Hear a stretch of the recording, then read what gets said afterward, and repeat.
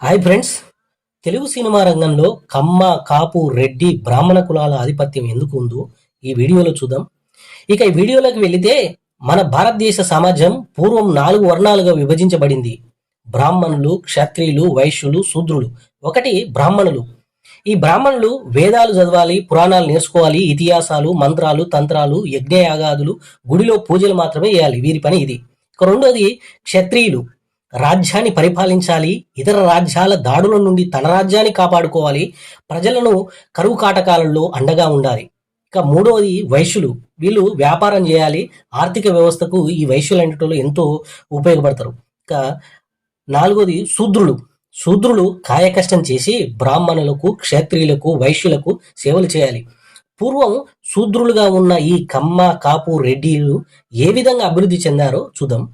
ఒక రాష్ట్రాన్ని పరిపాలించాలంటే ముఖ్యమంత్రి ఒకని వల్ల కాదు.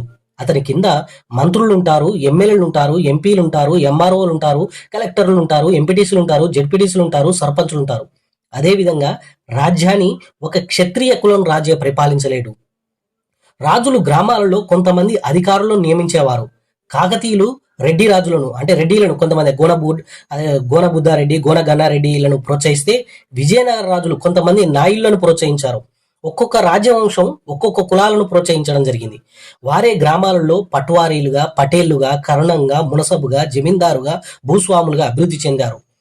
బ్రిటిష్ వారు భారతదేశానికి వచ్చే నాటికే ఈ కమ్మ, కాపు, రెడ్డి కులాలు పూర్తిగా అభివృద్ధి చెంది ఉన్నారు. బ్రిటిష్ వారు భారతదేశాన్ని దోచుకోవాలంటే గుమస్త వ్యవస్థ కావాలి. ఆ గుమస్త వ్యవస్థ కావాలంటే భారతీయులకు చదువు నేర్పించాలి అనుకున్నారు. ఆ విధంగా భారతదేశంలో పెద్ద మొత్తంలో పాఠశాలను స్థాపించాలని అనుకుని దాని ఫలితంగా అప్పటికే అభివృద్ధి చెందిన కులాలైన కమ్మ, కాపు, రెడ్డిలు బ్రిటిష్ వారు స్థాపించిన బడులలో చదువుకొని విద్యావంతులయ్యారు. అదే టైంలో నాటక రంగం నుంచి సినిమా రంగం అనే ఒక కొత్త రంగం పుట్టుకొచ్చింది. అప్పటికే విద్యావంతులైన ఈ కమ్మ, కాపు, రెడ్డిలు ఈ కొత్త సినిమా రంగంలోకి ప్రవేశించి వారి వారి స్థానాలను సుస్థిరపరచుకోవడం జరిగింది. ఎన్టీఆర్ కుటుంబం కానీ, ఏఎన్ఆర్ కుటుంబం కానీ, సూపర్ స్టార్ కృష్ణ కుటుంబం కానీ, చిరంజీవి కుటుంబం కానీ ఇప్పుడు సినిమా రంగంలో గట్టి పునాదులు వేసుకున్నారు. ఈ పునాదులను తొలగించాలంటే మామూలు విషయం కాదు ఫ్రెండ్స్.